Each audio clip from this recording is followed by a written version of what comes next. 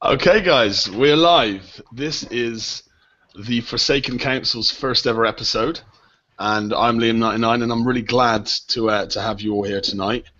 This is a new show, and this is a new venture for me, and I think it's going to be something fantastic. I'm really excited to be doing this. So, before we get going into what we're going to talk about tonight, I thought we'd take a moment just to introduce everyone. So, would everyone like to introduce themselves?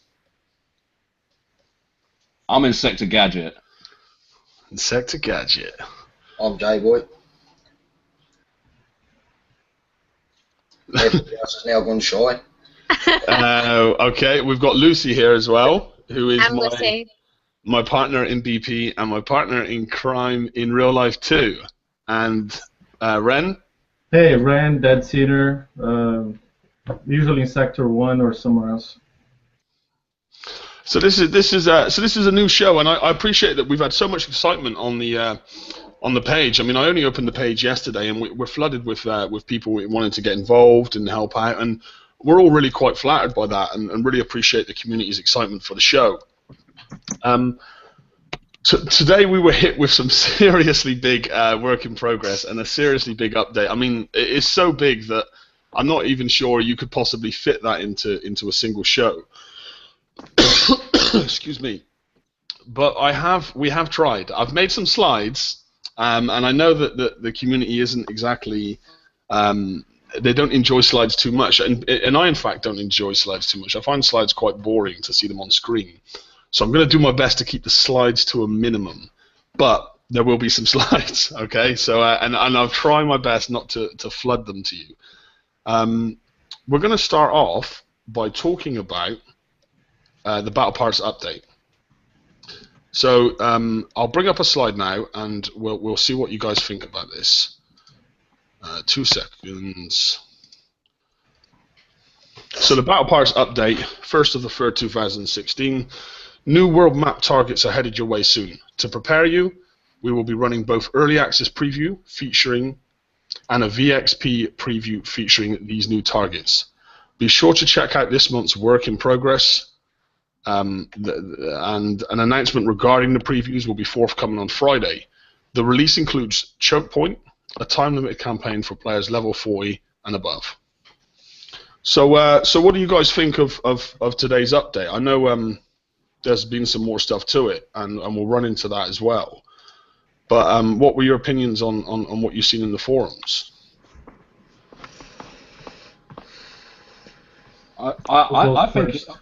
I think it's a great update. From what I've seen on the work in progress, there's a lot to be excited about.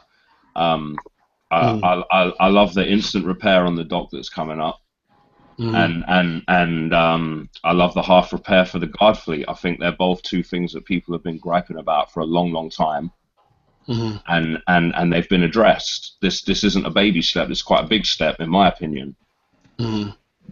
Yeah, definitely. I mean.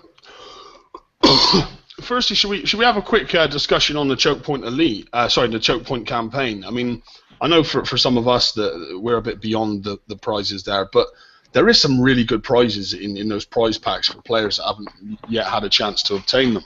Lower to mid levels for sure. Yeah, they should definitely be all over that. Yeah, I mean the Harrier missile, which for me is still my most used missile. I use that over Blades almost in all scenarios because of the 50% bypass. The guided missile system is the #1 missile special, and then the Rhino thrown in there as well. I mean, really, if you do this campaign, you've got yourself a fleet.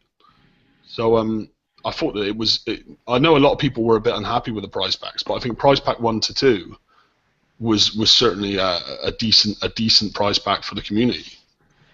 You know, the way I see this is like anyone who's been on Mars since last August or who disengaged from the game because of Scourge or anything like that, here's a chance to catch up. I mean, you can get Rhinos, you can get a decent missile, you can get the right special, you can get a Savage Kodiak to give like a boost on the reload and resistance, and if you're doing the objectives, you can get an Aegis, right? So that means you can kind of almost have one of the top fleets in the game, except instead of having the Harlock Aegis, you're going to have the Savage and the regular Aegis, right? Mm-hmm. But look at that. I mean, you can catch up big time right there. Yeah, I mean, and you would only have to put the Harrier missiles and the guided missile system on those Rhinos. You know, run a ship as something up front, and you could do your weeklies and your raids for next to nothing with that fleet, regardless of what else you put on it. So it's I mean, and the Savage Kodiak, a lot of people say that hull's dead. I don't use it like I used to use it, but it's not. I don't think it's dead. Even to run as like a dry hull tank lead. I mean, the 50% buff to the missile reload and the 50% buff to missile defense is still kind of useful in some areas. Even like leading Deluge Reapers and stuff. I mean, or you know, it has like still has a niche in the game, I think. Well, I've still been using that Savage Kodiak as a lead with my Neptunes to hit the new Drac bases with, and you can notice the difference if you do and don't have it in with it. Right. What, the Drac U bases? Yeah. Yeah, I always put it in the lead with that, and it helps a hell of a lot putting it in with a few Neptunes. I mean, I only run 3 Neptunes and that as a blank hull, and I could do it on probably about 35-40% of my damage on my fleet. And I know a lot of people do it better, but I've only got 3 Neptunes there, and I've not really refitted them much for it neither. So, J-Boy, try running an Omega with them. I know, I've seen a lot of people say it, and Mad Bear in my alliance is running it as well, because you get a lot of ballistic defence as well. Yeah, it's giving you a 50% ballistic defence buff. I have to build a completely another boat because I never built it. So I use a Savage because I like the reload that you get with it and stuff like that. I would like to see the Neptune. I would like to see a vid of something of that, because I've heard that it can do them. It can do the Drac U bases, but I've yet to see it actually. I know everyone's running Punishers, but I think there's still a lot of people that don't have Punishers. So it'd be really interesting to see that, J-Boy. Yeah, there's a few people in my alliance run Neptunes, and like I said, I'm not really worried about refitting them. I've only done a couple of tiny little refits, like the Siege Battery for one. I put that on, and I've still got the old Blade missiles. It was when I first ever built a Neptune, so it's a really old, outdated fleet, but it's still managing to do them with a couple of tiny little refits. So what I'll do is I will make a video of it, and I'll also put the build up for it as well to help a few out. Yeah, that'd be great. That'd be great, bud. Well, let me just bring up the bug fixes in tuning. I know that they're normally not really too relevant, but let's just take. There was only 2 this week. Made slight changes to the layout of dock to accommodate fleet slots. Users will notice increased space between slots. I mean, I unfortunately, due to having to make these extensive slides. Thank you, Doom Rooster, for the whip this night. But due to having to do these, I didn't actually have a chance to load the game after the update. So has anyone noticed a difference in that? Oh, big time. I mean, you know, how many times I was frustrated trying to click on the right fleet, and I would get the next fleet because the flagship was just too big, right? And now there's a decent space in between each fleet, so there's no way that's going to happen anymore. It sounds small, but I mean, it's annoying. It was annoying. Now it's good. Yeah, I mean, for me, I always found an issue if you have like big holes in your front slots as well, like the Grimshine Wrath and stuff. It was sometimes difficult to click on them and click in between them and stuff. Oh yeah, Unshackled Hellhound, the Omega. I mean, any of them, they were like way bigger than the box. Also, guys, for guys, people watching, in terms of the slides, as I say, I am going to try and be quite brief with the slides because I don't find them too entertaining. But for anyone that is interested in seeing the slides, what I'll do is I'll upload them to a folder on the page after the show. Okay, so the second bug fix in tuning fixed an issue with ship pathing, AI that could result in ships stopping short of killing a target before moving on to the next. Now that is definitely something I have noticed. I believe that's referring to like when you're in at 85 and you come down and target the Serb, and then the fleet stops before it actually fires upon it, and you have to move it forward yourself manually.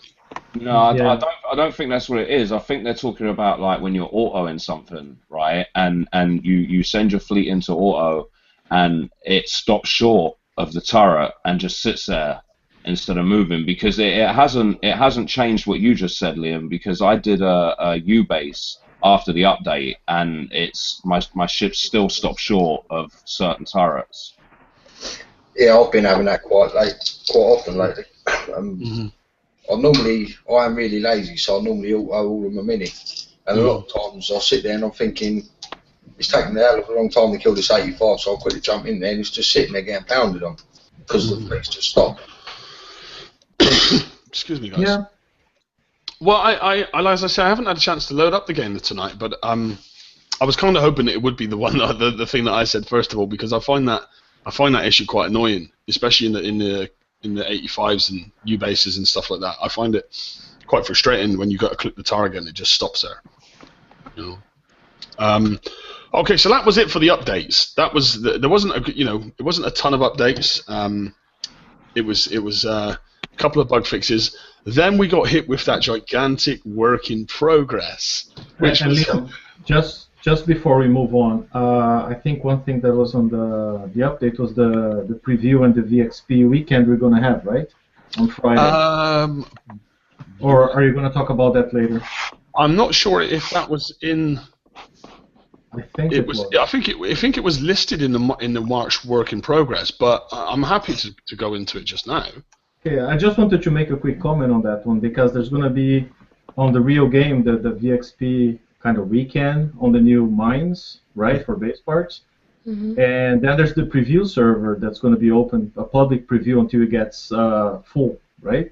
And I believe that's opening on Friday, isn't it? Yeah, both open on Friday, different times, but both on Fridays. On Friday, and the difference is in the preview, we're also going to have access to the new hull that's going to be top rate price. The what's his name, Centurion, right? That's going to be on the preview server. Well, yeah, and I believe that that it was also said on the forum that hull is actually being designed for these new Draconian bases that are coming out. We will get into that actually. That is going to come on our list of things to discuss. Well, let me get into the next slide. Yes, you're going to love the slides tonight. I know you're all really keen. So here we go. March work in progress. Yeah, it was one hell of a work in progress today. I was quite surprised just to see how much content was in there. The March event has been named. It's going to be the Renegade event. The Draconian continue their siege on Forsaken territory. Zoe's fleets have begun capturing Draconian strongholds and deploying forces within these bases. Harlock has ordered these renegades to return to the Forsaken Council or incite further escalation. Renegade begins on March the 10th. So basically, for me, I don't think that the raid format is actually going to change much. I think we're going to be looking at very similar targets to the previous raid. How do you guys feel? Well, the word is that it's going to be the same targets, but in some of them, instead of Draconian, or all of them, instead of Draconian hulls like the Guardian and the Mastodon, like we saw before, there will be Forsaken ships led by Zoe, because she's the Renegade, right? She's the one who's going there, going rogue, and taking control of these Draconian targets. Okay, so that means Zoe's rhinos instead of mastodons then. Exactly, and whatever from Zoe, a Forsaken ship instead of the Guardian. So you're saying that are you implying that Zoe's going to be in these bases with Forsaken ships helping us or fighting against us? No, fighting against us. To fight against us because we're still like following the Forsaken Council and Harlock's orders, and she's the Renegade who said, "Screw that. I'm gonna go there and fight those guys on my own, and if I take control, it's mine, and screw you guys." So Zoe's trying to mess with the Forsaken Council. Yeah, so she's the Renegade. She's the Renegade that fighted that. And that's the story I got from Doom Rooster. So it's, I think, pretty exciting. So I'm expecting Zoe's rhinos and citadels. Don't say that. They'll have those crazy assault mortars that can kill you from across the map. But I think I saw in the text there somewhere that it's just a visual change. The damage of the target is going to be same as last month or something like that. Right. Didn't I read that somewhere? And I'm not sure. I haven't read that somewhere. But I tell you one thing I did know in the last raid is a lot of people were complaining about the difficulty of it, and Kixeye contemplated the idea of whether they decreased the difficulty of the first raid to allow people to adjust. But then if they did that, they would have to increase the difficulty of the second raid to bring it back to where it should have been. And the reason is clear as to why they decided just to keep the raid at the same difficulty level, and I know that the difficulty level that you've seen in the first raid is going to pretty much be the same level all the way through this raid series. So that I guess kind of ties in with what you said there, Ren. I don't think the damage is going to change at all. Mm. Oh, it's visual. Yeah. But it's part of a storyline, and I personally like events that follow a storyline, right? Mm-hmm. Yeah, definitely. And I kind of like this idea of like Zoe being a bit of a renegade as well. You know, I mean that's kind of is upsetting the political Forsaken. You know, that's kind of hot. Well, she don't want to be messing with the Forsaken Council anyway. Right, so she can mess with me. Siege targets and base parts. I think this was the big one, and this was the one that seemed to get a lot of players excited, including myself. Following the end of the Renegade event, new Draconian themed siege targets will appear on the world map on March the 15th. So if the raid starts on the 10th, it will end on the 14th, I believe, which will be the Monday, and the Tuesday update will be the 15th. And this is when we'll see this new feature introduced. The base parts, from what I gather, is going to be a resource. What it's saying here, it's a resource anyway, and it's going to be used for reducing time on buildings and refitting in your base. Now, I'm sure most of you will agree that the way sort of turrets have come out recently, I mean, my base is just continuous at the moment. I've still got 7 turret changes ahead of me. So this is a great update for that. I know, I'll find it out of order because I've already done my base. Oh no! They should have brought it out earlier, or told people they was going to do. The only thing I'm worried about, they're bringing so much stuff out, you know the game's going to go right down. But the thing is, under maintenance for 12 hours and crashing all over the place, and it's miserable. Another thing, J-Boy, though, as well, which I mean, it will benefit you if you can. Because when OP8 drops, all your turret platforms will need to upgrade. Exactly. And then they're going to get this new slot as well. And then all your warehouses are going to have to probably upgrade to hold these new base parts. So you would probably still really benefit from the feature. Although you might not necessarily have any turret changes. The thing is, I don't see the point for Outpost 8 yet. It's just pointless. Because as soon as they bring Outpost 8 out, they're just going to bring a load of other... That's all it is, it's line up for a load of new boats with even more range, and then you've got all of the countering to go all over again. Outpost 8 was a big surprise to me because I know, you know, OP5 to OP6, we waited 4 years for that one, and OP6 to 7 was I think that was an exact year. And I'm not 100% sure on the time between OP7 and OP8, but it does feel to me like it hasn't been a year. I would maybe almost want to say 6 months this time. The thing is, you look at Outpost 7, when we got that, we was all excited because we had more land, more room, more ways to work around the base, and then all of a sudden they brought new fleets out with a hell of a load more range, so we're just back to square one again. Yeah, I mean, for one, I only have one level 6 turret, so, you know, and now OP8's coming out, and they're all going to need to go level 7, and, you know, that's what, 1.5 to 2 years of turret upgrades for me, so... Which is where I think the big difference there now is, I mean, you got to put a few things together.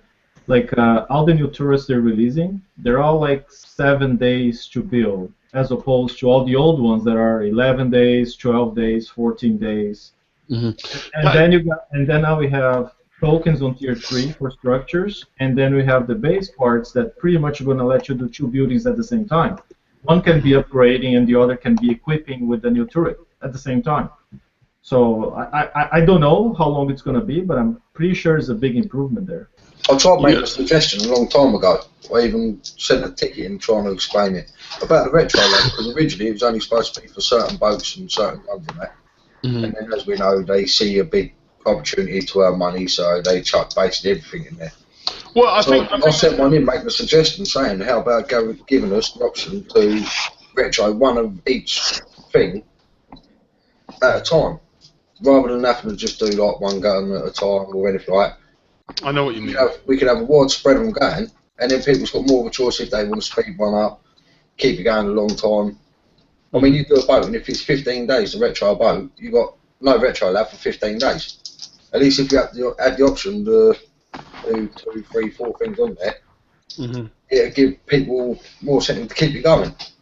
No, I agree. I do kind of agree with that. I mean, I know that the Retro Lab is kind of the key place to advance in the game, and for me, like I would say I'm probably well behind in a Retro Lab, and I'm just not catching up. I'm doing stuff every day. I've just ignored the ships, but it just seems that like the second I get something done, something else is new and it needs to be done. So I am not really making much headway on that Retro Lab. My problem with the base parts is that they're going to put a limit on it, right? And nobody knows what that limit's going to be. And I think depending on what sort of a limit they put on it, it's going to make or break the feature. To be honest with you, I mean, if they severely limit it, I'm not even going to bother doing it. You know. Well, I think for me, objectively and honestly, the way I'd look at this is that this is a new uranium. These base parts, from the picture we've seen, which I'll show in a little while, it looks like that there's a value, a number value that you'll collect, just like a resource. And therefore, you're going to have to go out and hit targets that are probably going to hurt to collect the base parts.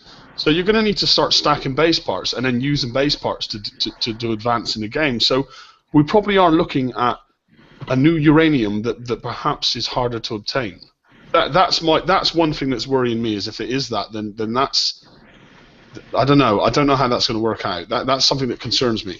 Yeah, I think it's actually, I mean, I don't know without seeing, but I think it's going to be easier than uranium, because right now, where can you get uranium from? It's armadas, which are not easy for most people, and Forsaken Mission every week, right? Now, these parts apparently you're going to get from the new mines, from the Drac base, from the uranium base, from apparently every target is going to give you base parts. Almost, not the armadas, but all the siege targets will give you base parts. Well, I think but they are saying that they're going to redo the Draconian bases and they're going to redo the mines. So, I mean, if they're going to redo them, then I mean, I guess the crunch point will be is how hard they make them. Yeah, and the problem is like they're going to level lock that, and I always have issues when they level lock stuff, because they don't realize that some level 70s are not like the others. You know what I mean? Some level 90s are not like the others. It depends. If you were away for a few months and you come back, you might be level 80, but you're 6 months behind. No way you can hit what they think is right for your level, and then you just walk away again. But the problem with the other side of that, Ren, is that when they don't level lock them, you get level 70s that don't need to hit them, spamming 14 fleets and autoing them all, and then the little guys who need them can't actually get any because all the big guys have eaten them all up. Yeah, I agree. There's no perfect solution there. My thinking, and maybe I'm naive, is just like they should lock it for fleet level, not base level. Yeah, that would. Yeah. Okay. Well, I think bases should be like that, though. Personally, it's like that in Vega. I mean, you know, a high level player can go and hit a low level base, but he has to use a low level fleet to do it. Yeah, exactly. Okay. Well, I've popped up another slide here regarding the Draconian subsector bases. For anyone that gets lost on that subsector base line, which I actually did when I was doing my objectives, basically a Draconian subsector base means a standard Draconian base. When I was doing my objectives, that come up as a mission, and I remember messaging someone saying, "What the hell is a subsector base?" So, if anyone's as clueless as me out there, then that's what that is. Anyway, the current Draconian base is getting an overhaul with a new design. Now, a lot of people have been asking for that for a long time, so I don't know if there's going to be much complaints there. Yeah, I think it needs it. Yeah. They're too easy now. I mean, you can go in there with anything and win and not really get any damage, any uranium. I mean, they're not really worthwhile. So, you know, again, these bases will be siege targets, meaning they will no longer contain patrol ships. So they're removing the ships out of there. Only buildings, turrets, and walls. The new Draconian base will replace the old design.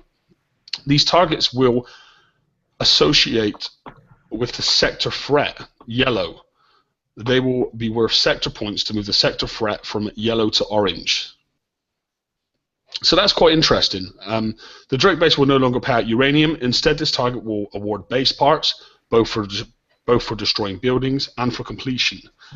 The Draconian base will continue to drop Drake-based blueprints and a chance to win the Proto Nemesis. I think taking the uranium out of them is not going to go down well, because, you know, a lot of guys that maybe didn't have great fleets for hitting armadas were able to do Drac bases and still get like just under 4K out of them, and I think taking that away from them is a mistake.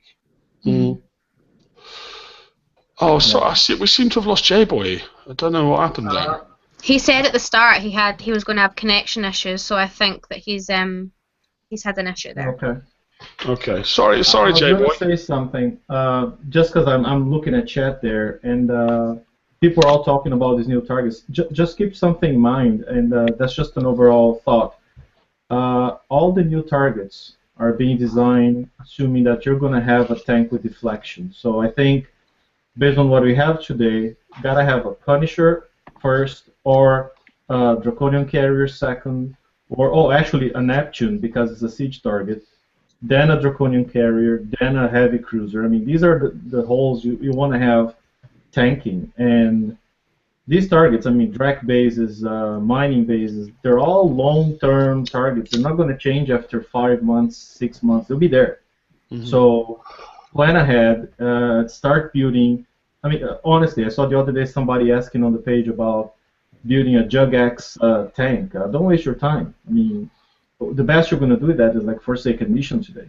It's not going to get any better. It does seem that tanks are the way to go, but I mean, I think if that's the direction Kixeye are going to take, then they do need to maybe make a tank available, and I mean, not because not everyone's going to have that option, and I know that maybe these targets are aimed towards more end game players, but then I think that perhaps that's a mistake on Kixeye's part. Like, there should be some lower level targets for players to get involved in and hit. Like, the feature should be accessible to everyone, I feel. So and I think they got that in mind, Liam, because they had the Neptune again in December for lower points, right? So that was there. Now they are bringing the whole raid to April. That's what I heard. So I bet some of those deflection holes will be there at a discount again in April. So again, keep that in mind. Go for one of them, whichever one you can afford with the points you get, right? Because more and more, this is where the game's going. It's deflection. You need it. You need it. Well, do you know what, though? One of the things I was going to suggest then, Ren, is if that is Kixeye's game plan, and obviously, you know, we are in a game now where deflection is everything. I mean, I currently am putting Punishers probably in every fleet I own at the moment. You know, it's absolutely mental, and I think that if they're going to take this route of deflection, then I think that they need to release a Forsaken hull that you can research that has deflection in it. That would be my suggestion. And I'm not talking about ridiculous deflection. Maybe something that's the lowest end deflection, maybe 150 in each stat, and you can stack D5M on it. But if they're gonna do this, then I think they need to make a deflection hull more accessible to players, new players in the game, and players that aren't ready to be able to step up and get those holes. Yeah, because the best you could do today, I mean, with what we have, is get one of those D5M or the new D5X armors that give 20 deflection each. I mean, on a hull with 5 slots, you could then bring it up to 100. But it's not the ideal. I mean, I agree with you. Ideally, they would put something on the retrofit lab. Some hull the research that gets deflection. Yeah, no, they should make a hull that's researchable in the naval lab. Is what they need to do, right? Well, that has a deflection. That's the answer to it, because, you know, a lot of these lower level players, they're designing all these targets with deflection in mind, and a lot of these lower level players don't have a deflection hull and have really not very good chance of winning a deflection hull on their own, right? And I mean, if you put something that was just basic in the naval lab, so that the lower or new players to the game had some chance at least of building a half decent tank that they could use to do stuff with. Let's not also forget that the Jugax comes with that wicked little armor ability stat. So does Borbus and I think Gorsabers get that as well. And R5 Kodiaks. And Kodiaks, yeah. because you could stack. I mean, a Jug X has what, 8 armor slots? You could stack D5M on that. I'm not 100% sure what kind of deflection you would get on it, but I think 160. Is it 160? Yeah, you get 20 per armor plate. But then you've got the armor abilities. Does it add the armor abilities of the deflection? It doesn't add them. No, it doesn't add to deflection. Only to the missile resistance. Only to the missile resistance. Oh, that's a shame. That's a shame. But still, I mean, 160 deflection is better than none at all. Exactly. On a Jug X, you can still get the evade high. So, you know, there is an option with that, I guess, if done in the right way. Gore Sabers can make a half decent tank because they've got the armor abilities on them, and they've got quite a lot of armor slots. I think it's 7, right? So you can get 140 deflection on there, and you can also push your resistances pretty high because of the armor abilities stat on the hull. Okay, well, I'm going to jump into another slide. I know you were waiting for that, David. So. Magical slides. I believe the next slide is covering it's just discussing Draconian uranium bases and if there's any changes to them. So let's take a look at this. Draconian uranium bases will remain almost the same as before, but will now also include a small payout of base parts upon completion. These bases will continue to pay out blueprints and/or shards as normal, so that's not changing. Good news there. So with these changes in mind, what are base parts? Okay, so now we're going to go into a bit of a crunch of this. Imagine that after taking out a Draconian siege target, your pirates come to the ruins for spare bits and pieces of salvage, co-opting them for your own use, making your need for your own materials less. That's I quite like that explanation. It sounds more like game lore than an update. Yeah. Base parts are collected from siege targets. Base parts are available at all levels and available in siege targets. An icon will appear next to the target that has base parts available. So we're going to see a new icon to indicate that. They are stored in your warehouses, and the maximum capacity will be determined by your warehouse level. Base parts are not stealable or refundable. So if you start an upgrade with a base part and then cancel it, you're not going to get that back. Also, if you hit someone's base, you're not going to get base parts. That's basically what that's saying. Base parts will reduce the time to equip or refit a building. Stored base parts are immediately applied when equipped in defensive platforms and buildings with turrets, turret specials, and building armor. So that means that from what they're saying there, that they're automatically applied. I'm almost assuming that they're not giving you an option to not use them. Like if you have a stack of base parts and you go and upgrade a turret, it's going to instantly use them. Is that what they're saying there, or? Yeah, and that's a big difference versus uranium, right? I mean, you can choose when to use the uranium you have, not with base parts. If you start an upgrade, if you start equipping a turret, it's going to use them all first, and then give you the option to run the rest on time or coins. Yeah, I mean, I was just going to say that. So, I mean, if you're upgrading the turret, and say, for example, you have enough base parts to reduce it by 10 days, and it's a 12-day build, then it's just going to jump straight to 2 days, isn't it? Yeah, do it automatically. And then you think about it, right? In your example, I mean, it's 12 days. You have enough for 10. Now you have 2. You do FM up to tier 3. If you have all the prizes, you're going to get 2 more days. 2 more tokens, right? Because there are still the building tokens if they don't get rid of them. That I don't know. We can get a lot of acceleration on updating base defense. Yeah, definitely. And I mean, I was really quite relieved for the recent campaign with the build tokens, and I hope that that's something that we see again. I mean, I would love to see that in the future. You know, I wish we kind of knew maybe a little bit more in advance that this whip was, you know, what was in this work in progress, because I don't know about the rest of you, but I spent my tokens already. So there's no way I'm using my tokens for OP8 because they are gone. So, but if I'd have known, I might have saved some. Do you know what I mean? Yeah, but you know what? I use my building tokens to put basilisks on my base and made a huge difference. And they are 7 days each, so it was nice with the token, right? The tokens were 7 days each as well, so that was perfect. Yeah, exactly. I mean, I got 2 Frostbites, 2 Basilisks, and an APOC done. So for me, it was like, instant month saving. Yep. I am going to hop into slide 8, which talks a little bit about how they work, how these base parts work. And I know we just pretty much probably covered most of that there, Ren. But let's see what Doom Rooster posted on the forums. When you start a build or refit on a structure, stored base parts will automatically be deducted from your total, and the time to build will be automatically reduced. So we already said that, didn't we? If you're upgrading another building, you'll be able to re-equip the building simultaneously. However, if you're upgrading a defense platform, you will not be able to refit that specific defense platform until it's finished. Hence, when you start base refits equipping, you still have 2 options. Start the refit, equipped, and if you have the base parts, whatever is stored up will automatically be deducted from the refit equip time. Quite a lot of words there to take in, but as I said, the slides will go up on the page after for people to read through. Instant equip using gold. The base parts that are stored will be used and taken into account in the instant gold price. So for those of you that are filthy coiners like Insector Gadget, you can speed those up.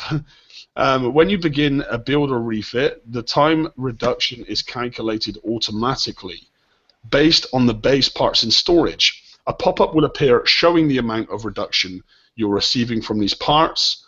Base parts will have a time reduction ratio of 1:1, meaning that 1 base part equals 1 second of time reduction. Example, the image is not final. Now, I do have a larger shot of this image, which I think would be a lot easier for me to just go into that image because that is way too small for anyone to see. So 2 secs, I'll just get that up because I think it gives a good example of where we're going with this. So there you can see, this is just an example that Doom Rooster posted in the forum, but I guess it kind of gives us a good idea of what we're doing here. You can see Doom Rooster there, or whoever made this screenshot. I imagine it was made in a preview or something, but you can see that that he has 864,000 base parts. I'm assuming that is the correct value. That's what it looks like, and that saves 10 days. So I'm assuming that 864,000 is equivalent to 864,000 seconds, which, for any amazing mathematicians out there who want to double check that, I'm assuming it equals 10 days. So, and he looks like he's building a Wendigo there for that kind of build time. 21 days, 8 hours sounds a bit like a Wendigo to me, and he's dropping it straight down to 10 to 11 days. So that's it. That's pretty much it. So you're going to go out, you're going to attack these new targets, you're going to collect base parts, and then you're going to apply them to speed up your builds. So basically, they're introducing a new feature to make things move faster. So what's the general feeling from you guys about this feature? How do you feel about this feature? What impact do you think it's going to have on the game? Do you feel that it's a step in the right direction? I mean, open mic, go for it. What do you feel? I see 3 things. I mean, we didn't cover them all yet, but you put base parts along with building tokens, along with a whole bunch of turrets that are building now in 7 days. Much shorter than before. Then you add, I'm going to talk about that later, that shoots down rockets from the launch pad. And then you put together that special slot for guarding fleets that repairs at halftime. I think the message is pretty clear. It's like they're trying to make it worth again for people to invest in base defense, because a lot of people had just given up on that because it was too expensive. Yeah, I mean, I agree, and I think there's still a large amount. So I think more people will start caring and spending time thinking about base defense again, people who had stopped doing so. And I think there is a large amount of people that there's a large amount of people that no longer run base guards as well. But I mean, my only concern is that people.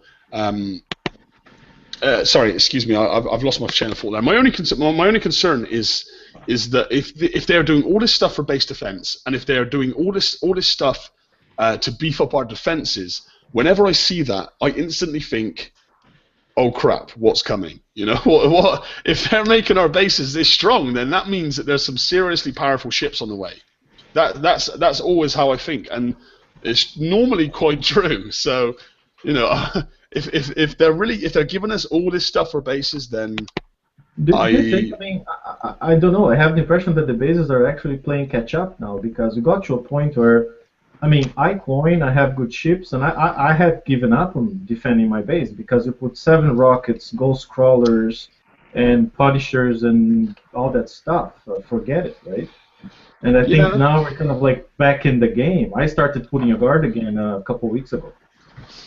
Yeah, I mean, I definitely see that point too. I mean, myself, I had a terrible base for about 6 months, and I was kind of in the game, but not quite playing the game. You know, I was kind of here, but not really. My spirit wasn't into it, and I came back into the game more seriously at the beginning of this year. And it was actually Insector Gadget that kind of sent me his base design and got me going a little bit, and got me motivated again. And that base design is ran very well for me. I mean, it's only been broken a few times, and it encourages you when you can defend your base. I think when your base is getting smashed every single day, the game's not good. It's not a good place to be.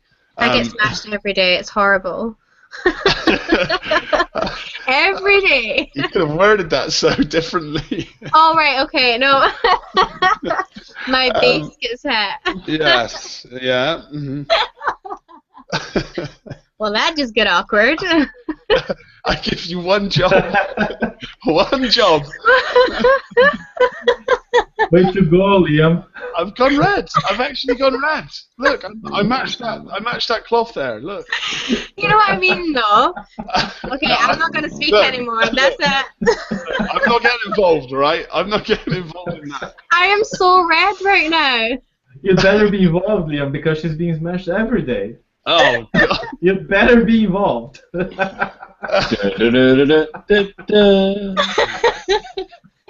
Well, I knew the tone would get lowered at some point. I did not expect it to be my fiance that did so. So thanks for that. You know what I meant. Yes. You just have dirty minds. That's what this says, dirty minds. Right. This is on fire right now. Okay, so I suggest another slide. See, let's screen share another slide, because if I get much redder, I'm going to start glowing.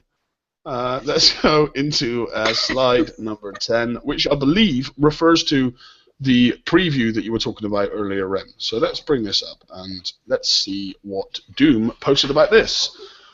Siege targets and prize preview. Now, I can tell you guys now, if I get into this preview, which I'm going to try, I know this is a public preview, but if we get in, the show will be streaming this preview live for you. So that will be posted up on the page. So stay tuned for that. But let's read out what Doom posted. We'll be running a preview Friday, March the 4th. That's this Friday, guys. And on the preview server, excuse me, this preview will include the 2 new top prizes from the upcoming Renegade event. So if you get in this preview, you are going to get a chance to test those prizes out, and that is a plus for anyone. Yeah. Centurion and the particle accelerator cannon. So that's the new hull and a new cannon. This preview will also contain the Draconian mining bases for preview. Now, for me, I'm more interested to try them out than I am the hulls. I want to try them out with my old fleets, because I want to see how my old fleets do against them, right? Yeah, like how much. Not everybody's going to have the Centurion the day after the raid. Some people will. Yeah, right, and yeah, Gadget will have them the first hour of the raid, probably Scold. So, Siege target VXP preview. Now this is very interesting, and this is something I'm excited about as well. I'm probably more excited about this than perhaps the prize preview. For players who miss out on the preview, now I can tell you there will be a lot of players that miss out on the preview, because the preview can only hold so many. It's open to the public, but it's a first come first served basis. So if you want to get in it, you better get in it fast. And for those that don't, they will be running a VXP preview featuring these new siege targets on a live environment. Details are as follows. It will run from Friday the 4th of March, 10 a.m. PST, to Saturday the 5th of March, 10 a.m. PST. So that gives you 24 hours to play around with these. It will feature the new Draconian mining platforms with an increased VXP payout. Now, I can only hope and pray that when they say increased VXP payout, they mean like the 85s in the VXP weekends, because I've got a fleet of Citadels that are just dying for rank. No other targets will pay out increased VXP during this time, RE the salvages and elite salvages. These two previews will give you a chance to try the new targets, submit feedback, and see how the Centurion and the new cannon interact with these targets specifically. So, how do you guys feel about that? I'm going to throw some fleets at it, see how it goes. Definitely, definitely. And what I think is great here is that, you know, Kickstarter are opening a preview server, which they do tend to do sometimes. They like to test stuff out. They like to get players in. They like us all to have a little look at what's going on. And it also gives them a chance to see how these items are working in the game. But Kickstarter know that not everyone's going to get in. And no matter what they do, they can't get everyone in. So they've also created this VXP bonus thing, this chance for all of us to try them out for 24 hours. And now that's going to be open to everyone, I believe. Is it not? Yeah. So that's a great. It's going to be a live game. You're right. So that's a great thing. I mean, that's Kick saying, look, we know not all of you are going to get in, but hey, try this out. So I'm looking forward to both of these. You know, I am, and I'm not that fussed if I don't get in, because I'll be trying this out, and I think both will be a lot of fun. Yep. Gadget? Yeah, sorry, mate. I've just been watching chat a little bit, so. No worries, no worries. Well, let's. We're almost out of slides, guys. I'm sorry to disappoint you. Thank goodness. I know. Yeah, there's been a lot of slides, but personally, I blame Doom Rooster. I mean, we set ourselves a bit of a challenge, setting up this show for a Tuesday night, 24 hours after we opened the page. I did not expect Doom Rooster to hit me with that, to hit the forums with that gigantic work in progress. But yeah, it was a lot. But I did send him a thank you card, so I'm sure he appreciated that.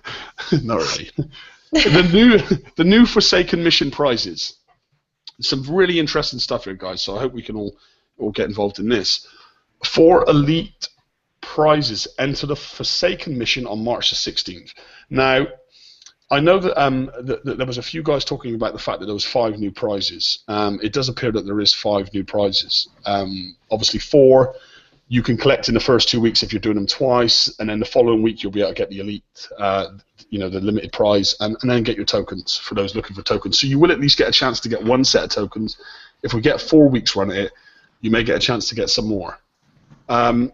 So let's start off with the prizes. Frontline Countermeasure System.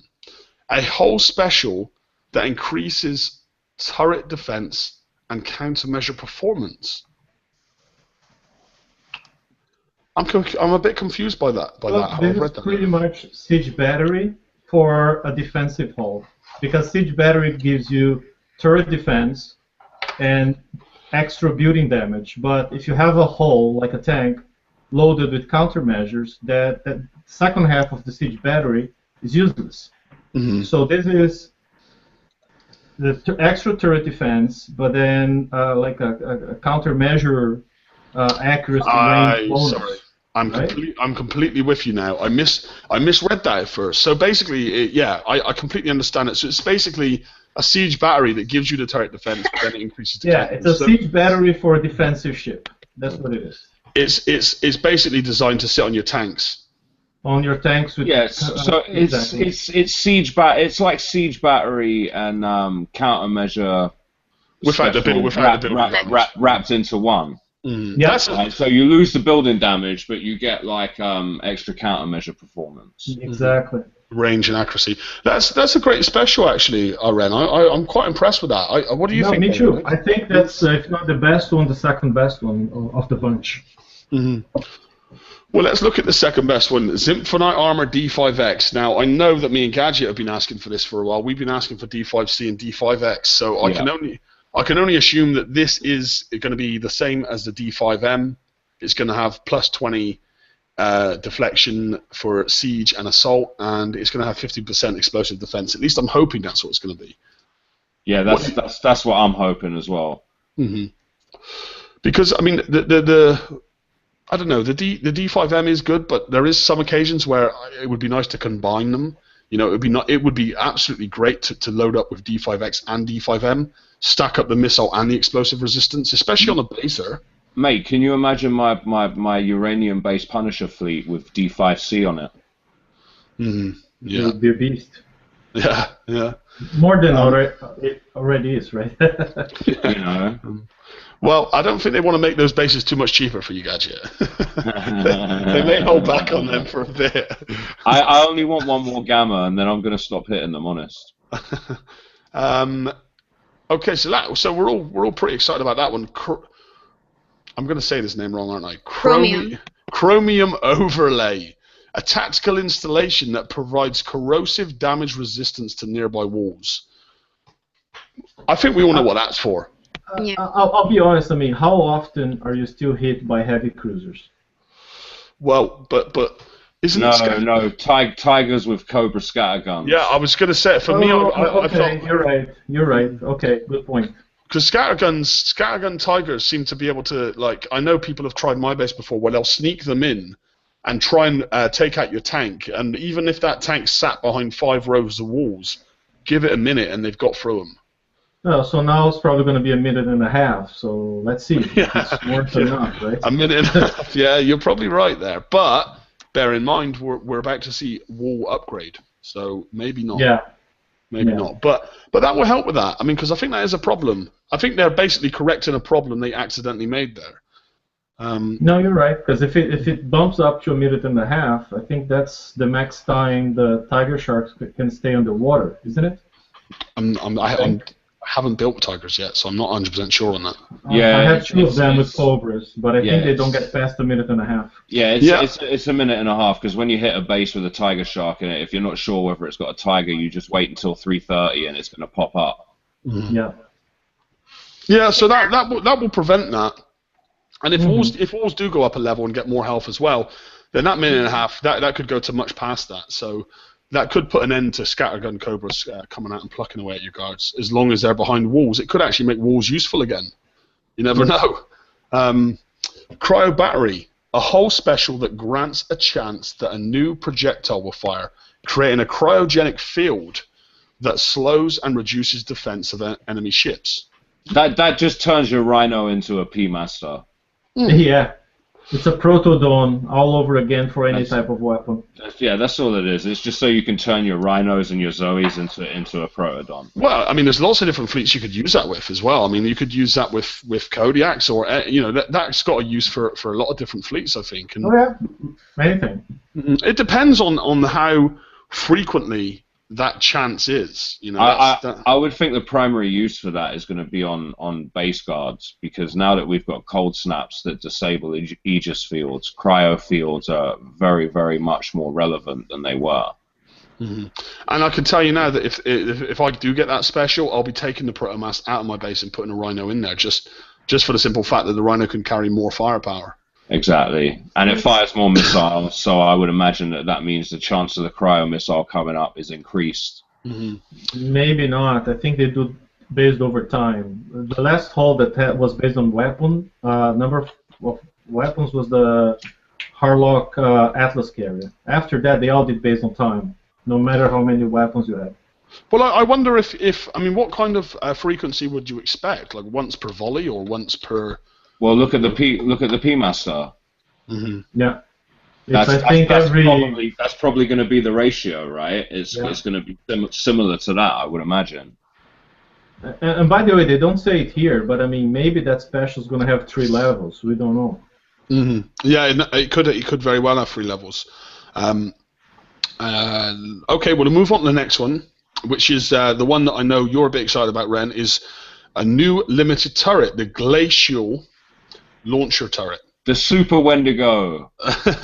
It will be available as a new fallback prize. If you have all other prizes, you'll be awarded this turret. More details to come on this new turret. There's so many turrets being released recently. I just checked that. That's what I hear. When I see that, I think Super Wendigo. It's Well, going to be like a Wendy, but with more range. Well, that would be nice, because the Wendigo range is terrible. No, I like mine. I mean, it became relevant again with the cold snap. So It pairs well with the cold snap. It pairs perfectly with the cold snap, because it kind of like Aegis and etc. made it a little bit obsolete. But I always kept it just in case, and now I'm sitting in front of a cold snap. It's a different it's a different turret entirely. But this could be the answer for me, right? Because I don't want to spend 22 days building the Wendigo that I've got. Because to be honest with you, my base hasn't really needed a Wendigo up till now. But if this comes out and it's cheaper than 22 days to build, that could be the solution to my problem, especially if it functions similarly. If it follows the trend, it's going to be 7 days or something like that. I mean, all the last few turrets, all 7 days. Bang on. Yeah, but they were all, in my opinion, they were all more frontline turrets than backline turrets. Cold Snap's kind of like the cold snap's kind of in the middle because of the range, but. But I think if this is a backline turret, I would expect it to be a little bit more than 7 days. Yeah. Now, one comment I'm going to make on the whole fallback price thing. I think Kixeye is releasing a lot of the new base turrets as fallback prices, which is limiting the pool of players that can have it. So I hope at some point in time in the next few months, they start releasing them in Tier 4, Tier 3 on raids or something like that. Yeah, because I know Liam doesn't have a scatter turret. I don't have the... Well, I'll tell you one turret I don't have, which I really wish I did have. That is the Draconian coaxial turret. I have the standard coaxial, I do not have the Draconian, and that is a bit of a game changer in my base at the moment. It is, and by the way, I'm pissed about the turret, because it takes forever to build. It's an awesome turret, but all of a sudden mortars are back in the game, and that bastard doesn't shoot mortars. Yeah. Right. Yeah, right? It doesn't. That's one of the drawbacks of it. It's the only drawback of the turret. I mean, I only have it in my base strictly for missile defense. To be honest with you, it's there to shut down rhinos. To be honest, I haven't noticed. I haven't found citadels to be too much of a problem yet. Well, I mean, last guy who got into my base positioned 2 citadels outside. They never went in, and 3 Punishers going in, and he made it, right? Yeah, and, my citadel fleet runs 2 Punishers and 3 citadels, and all the bases I've hit with it, I've yet to have to take the citadels into the base. Yep, so, and that's how it was designed, I think, to work. And so having that awesome countermeasure turret that does nothing against mortars is a bit frustrating. you know what murders Punisher tanks, Ren? HC's loaded with scatterguns. HC? Oh, okay. It totally murders them, mate, because you got no defense against corrosive. Yeah, so it's basically your deflection, your 500 deflection against my 25,000 corrosive damage. Mm-hmm. Do you know what I mean? Yeah. So it eats tanks up really, really quickly. So if you've got one of them in your base at a good position and a guy wants to send 3 tanks... I actually put a citadel in, and it's working nicely. I mean, after I put it in, it's still waiting for somebody to break it. I'd like to see that, actually. I'd like to see a citadel on base guard, yeah. Yeah, it's a citadel, it's at the back, and the explosive system and splash upgrade are both R15. It's and they don't slide under the morts? Nope. I would imagine Splash 4 because of the... Because people don't want to charge all of a sudden, because I have now 3 corrosive turrets, right? So they want to kill one by one, and they have permacrete and the level 6 and all that kind of stuff, so they got to sit there and kill the turret, because corrosive hurts. And then the mortars just hit real fast. What mortars are you using? Judgment? Yeah, the new one. Okay, I'm going to go into the next slide. There is only a couple of slides left. You'll be pleased to know. But this is last time. this is the big one. This is one of the... Well, to be honest, we've had such a large amount of content here today, but this is one of the bigger ones. Level 8 Outpost. Now, I know there's a lot of mixed opinions about this. Some people were happy. Some people were annoyed. I don't know. I'm kind of in the middle. I still haven't really caught up from OP7. So I think it's too soon. I don't understand why they're bringing out OP8 so quickly. And not only are they bringing out OP8 so quickly, but Doom already talked about the next OP upgrade, because somebody in the forums was asking about a shipyard level upgrade, and he said no, maybe with the next outpost upgrade. So I mean, you know, how many OP levels are you going to drop on us in a year? Well, I think they did great so far this year. I think they've done fantastic with the game, and they've started to slow stuff down. I'm a little bit worried that they're starting to speed up again with OP8 coming. I mean, I have one level 6 turret, and I have been building constantly. So I don't know how everyone else is ahead of me like that, because I'm building non-stop. Yeah, I mean, money. And your build tokens.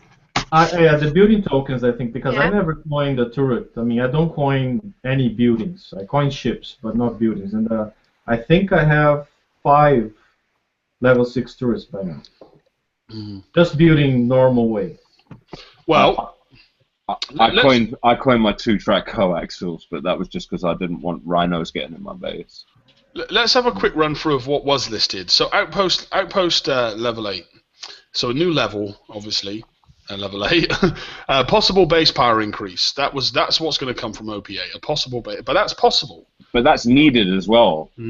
I think it is needed. I know a lot of guys who are up at the top end who they don't want to upgrade any more turrets, or they've got problems, you know, because, you know, with this new special from the Drac Uranium Bases that stacks with Eruption Pyre on Apox. You mean the Zinc shells? Yeah, everybody wants to have level 6 Apox, right? And that's causing a lot of people problems with their base power.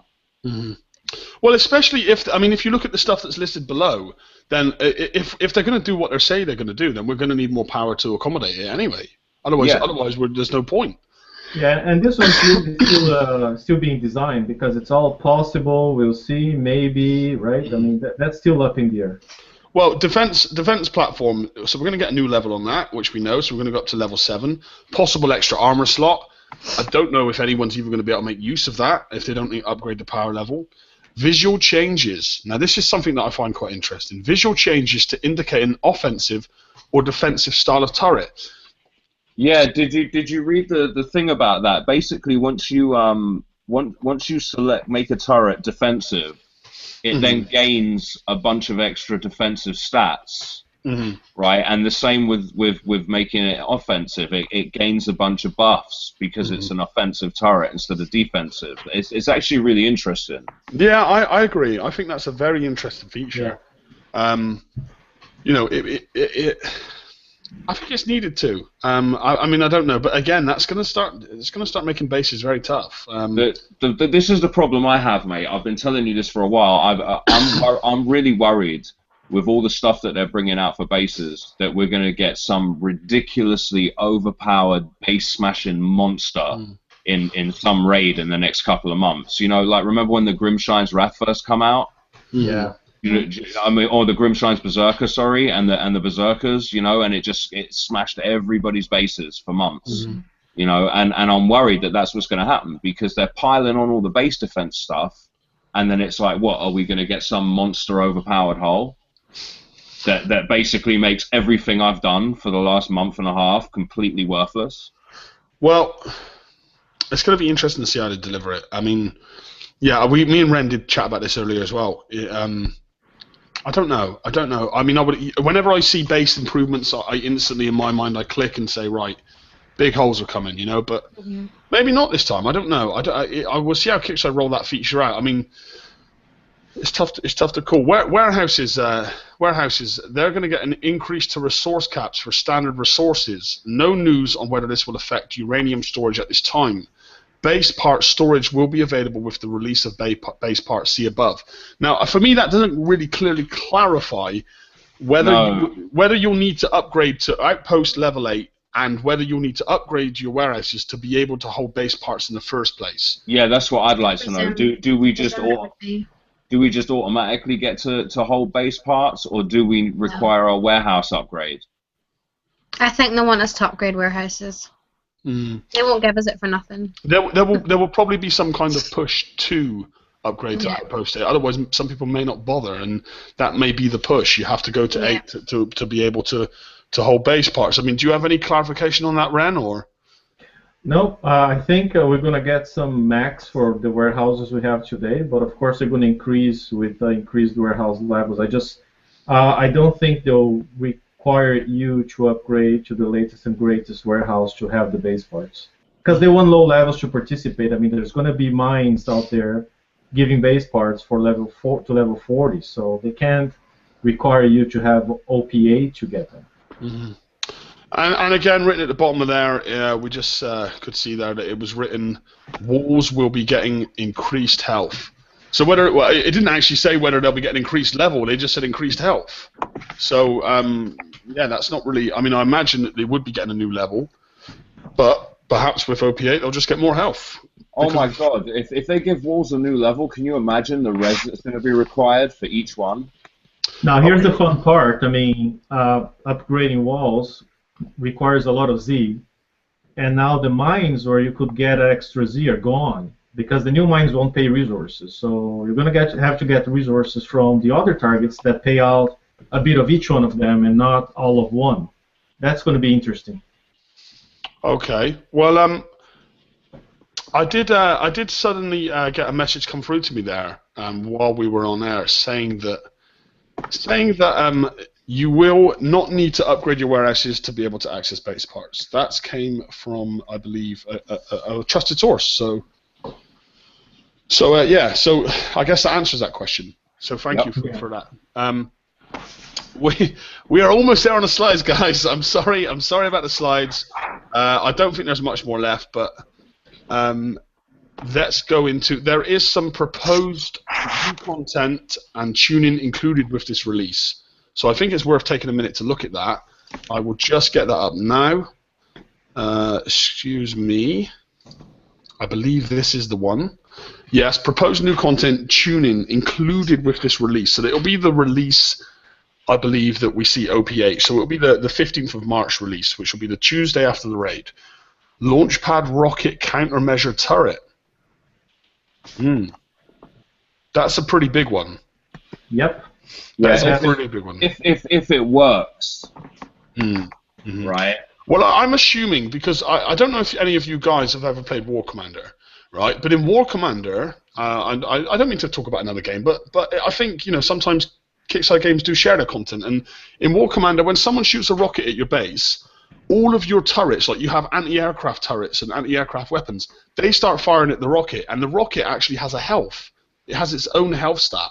And if you put enough damage on that rocket, the rocket goes. So perhaps that's where that's going to, you know, I'm not saying that I'm just purely speculating, but perhaps rockets will gain a health bar and a countermeasure turret will fire upon it. I don't know, Leo. My understanding is that it's going to be a turret with a small range. So if the rocket's coming down on that area, it's going to start shooting at it, or it's going to shoot only once. I don't know. And it has a sort of accuracy, so it's hit and miss. And I think the whole idea is to deal with folks dropping 7 rockets on your base before they hit. Yeah. In a way so that, you know, if the guy's trying to drop 7 rockets on your sub-spotter, you drop a turret right next to your sub-spotter. Exactly, and now maybe out of the 7 rockets, only 3 are going to hit, and your sub-spotter is still going to be alive, and boom. And also, you're going to see players, you know, coming in your base and dropping a few rockets on your cold snap. You know, so sticking one of these turrets next to things you want to protect, I guess, is what we're saying. Probably one, maybe 2 of those will do the job, you know. Yeah, because I mean, the cold snap's what makes your base. So it stops most of the flags in the game. So that's something. That and the sub-spotter. I mean, that and the sub-spotter. Yeah.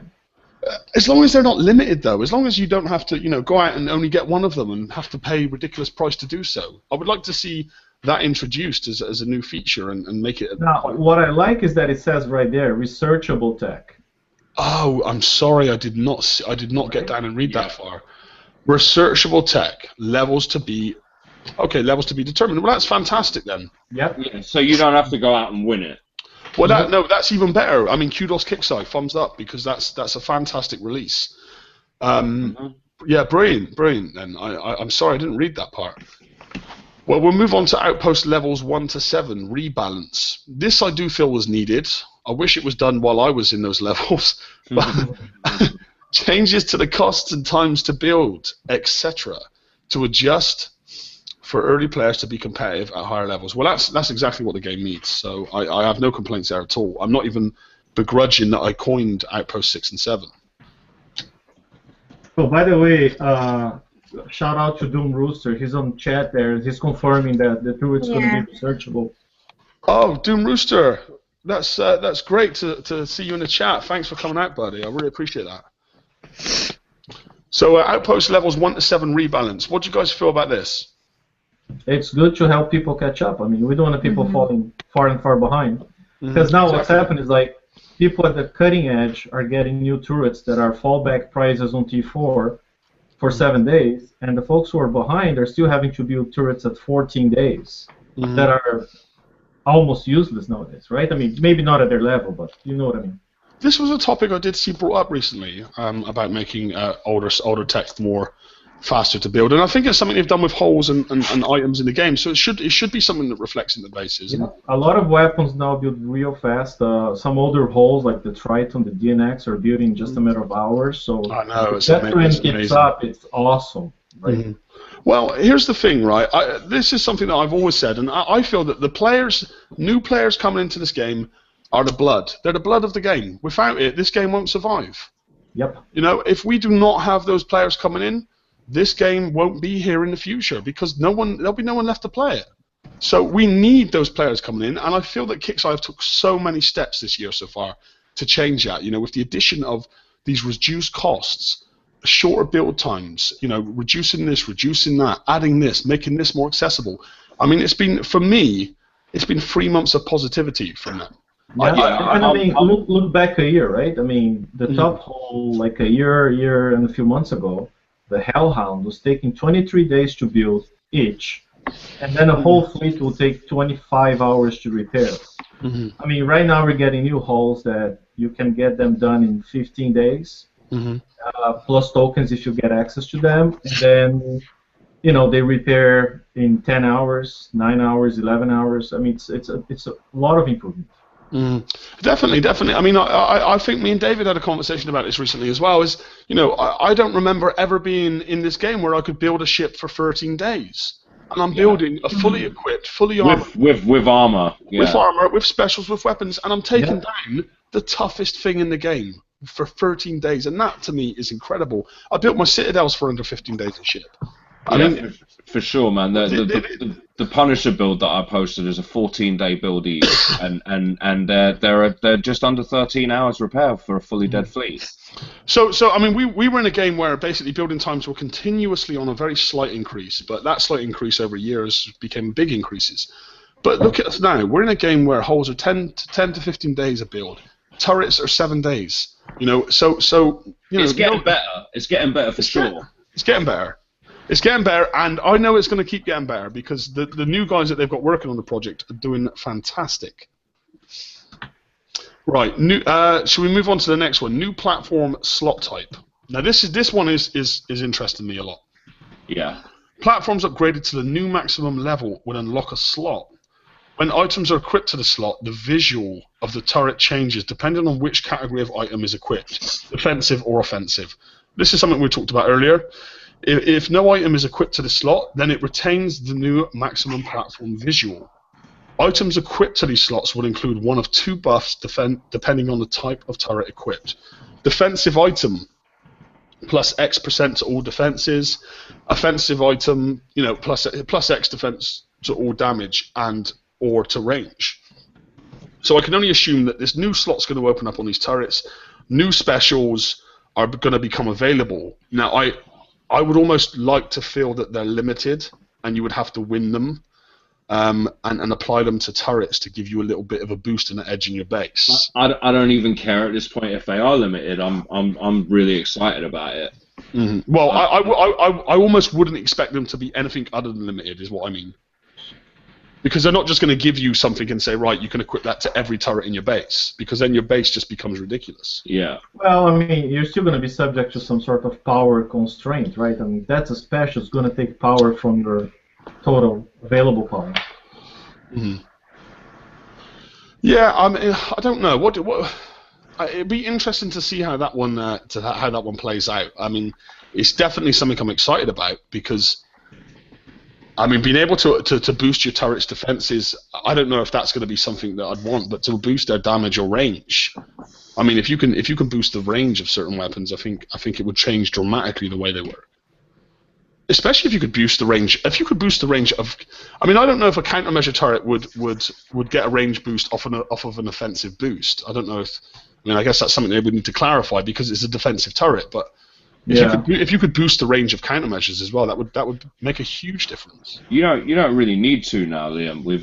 When you retro your countermeasure turret and your countermeasure specials up, the range is ridiculous already. Mm-hmm. Let me. I think we have one or two more things. It's a dock. We do. I'm just double checking them, guys. I do apologize. Yeah, we do. So I'm just going to open that up now. I do apologize again, guys, for all the slides. It's just we had such a huge work in progress that it was quite. We can blame Doom Rooster now. He's on chat.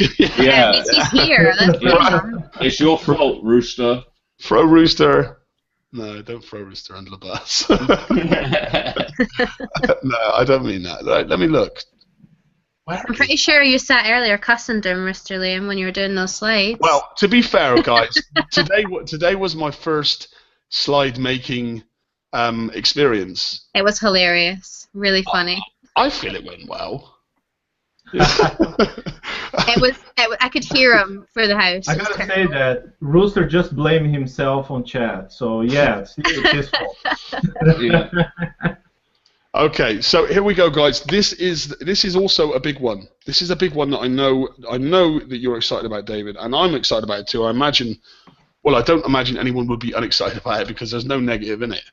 I think it's two of the big things that people have been complaining about for a long time, right? People complain that, especially lower levels, that they log off, they come back on, their base is smashed, and they have to wait 3 hours before they can launch a fleet and play the game. Mm-hmm. You know, and other people, the higher levels, they complain that they get a 12-hour bubble and their guards have 16 hours of repair on them.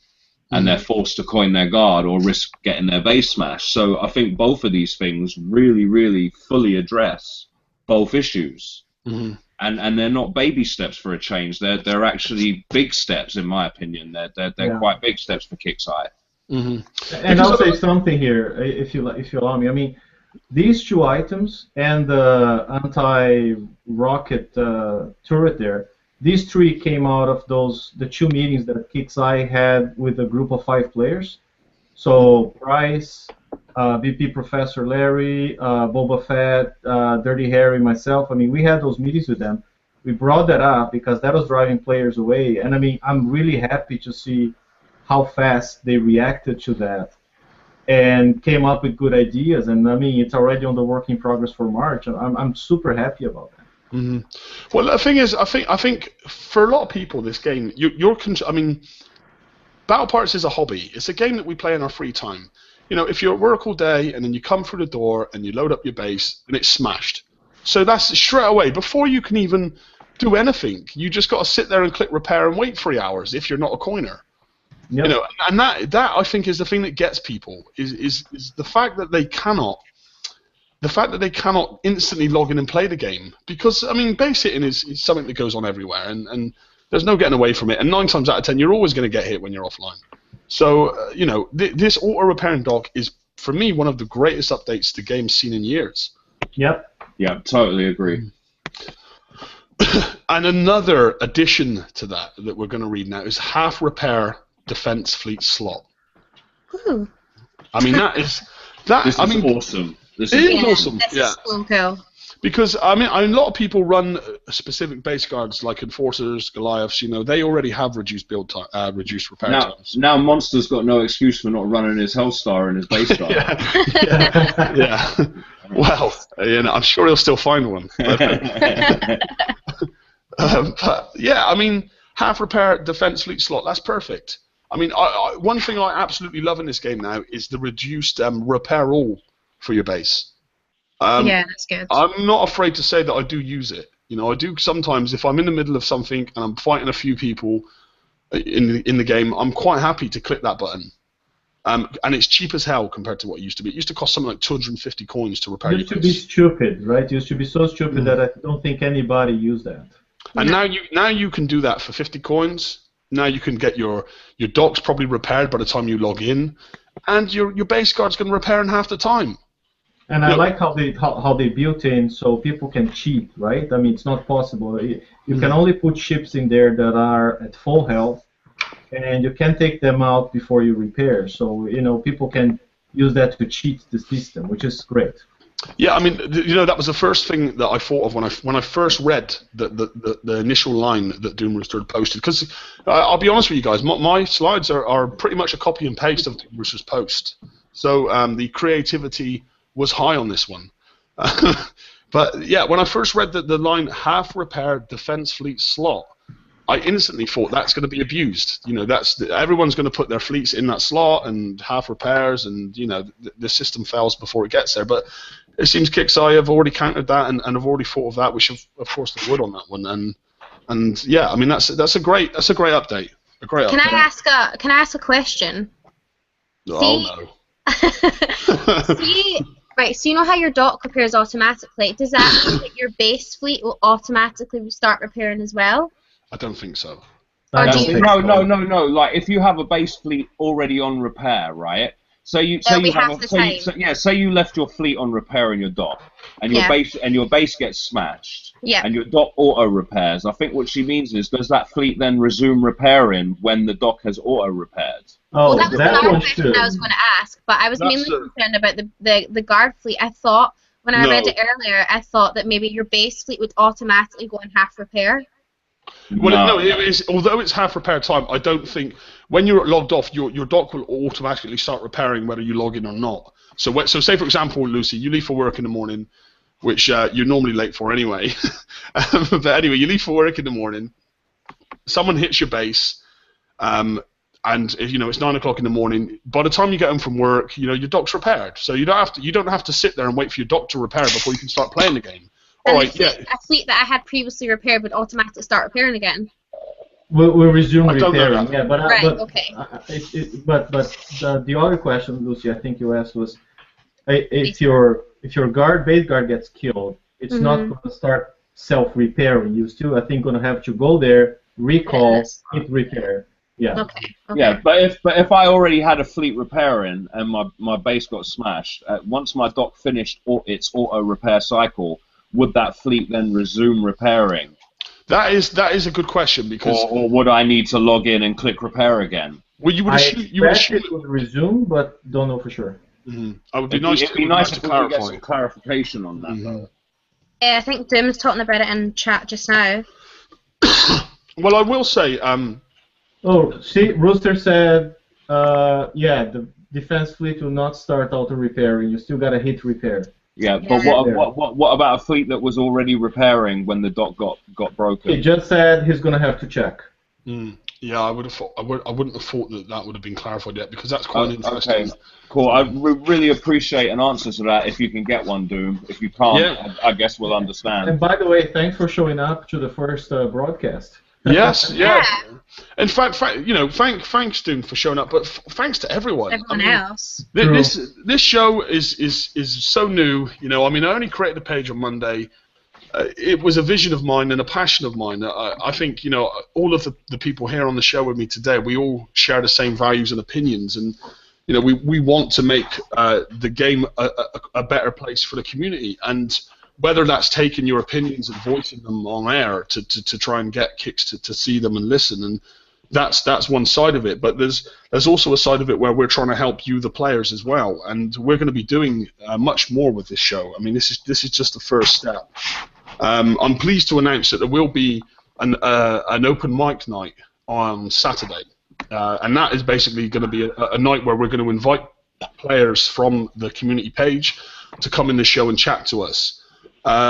We're probably going to tailor topics actually to these open mics, and the topic I'm going to tailor to this weekend's open mic night is going to be all to do with base parts.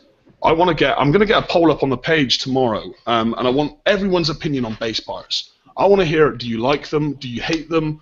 what you're worried about, what you're concerned about. I want everyone to get involved in that, and I'm going to have a good discussion about that on Saturday. Another note as well. I know. Previously on the page we did speak about making showing a video tonight and a build for Drac Uranium Bases, but because Doom was so courteous to give us that very large work in progress. Yeah, Doom said he'd be interested in that. So we do not have enough time to go into that. But what we are going to do is we're going to make a separate video, which we'll upload to the show's YouTube channel, and it's going to be a video that shows. It's going to be David showing you how to hit the bases, the cheapest and fastest method to do so, and it's also going to be going to show the build at the end. So I'm going to get that video together for you tomorrow and get that up on the page and up on the channel. And there's going to be more tutorial videos to come. I'm going to try and work on videos using lower end tech to achieve certain things in the game. We're going to be providing you raid videos and just general videos, how to do weeklies for free, cheap ways of getting res, the fastest way to get uranium. We're going to try and provide as much content as we can to make the game a more pleasant experience for you all. And we're going to take what you say to us, what's annoying you, what's frustrating you, what you like and what you dislike. We're going to take all that feedback and we're going to make a show out of it. And we're going to provide that information to Kickstarter for you. So, you know, I want to say a huge thank you to everyone that's supported my passion and my vision and all of our passions with this show. And I hope that that support continues, and we will continue to try and create a better experience for you. And on that note, which I feel is a good note, yeah, I think we're going to end it. Does anyone else want to add anything into the mix there before I close the show? No. I think it was a good first run. I mean, damn, hour and a half. We did I know. Great. I hope it wasn't too long. Yeah, there was just so much information, though. So much. Yeah. So. Yeah. We will try and structure the shows to an hour, but when we get hit with a big update like that, then we are gonna overrun, and we don't mind doing so. I'm so happy, right, that the name of this show was voted on by the community. That for me is just fantastic, and I do love the name, the Forsaken Council. I love that name, and I can't believe all the best ideas come from the community, you know. And on that note, we are also going to be asking you guys that are in our page what times you want to see the show. I'm not 100% sure on what time is suitable for everyone. I don't think there is ever going to be a time that's suitable for everyone, but I'm going to put a post up, and you guys can vote on what time we're going to do the shows in the future. And on that note, thank you all for coming out. I know I've thanked you already. We're gonna do something great here, so keep following us. All right. Night, everyone. Night. And David is not saying goodnight. Good night. Bye, David. Okay, guys, we'll see you Saturday, but catch us in the page. I will get the link to our Facebook page posted in the comments. Just one more thing. Doom Rooster, free Jubair, please. Let him back on the forums.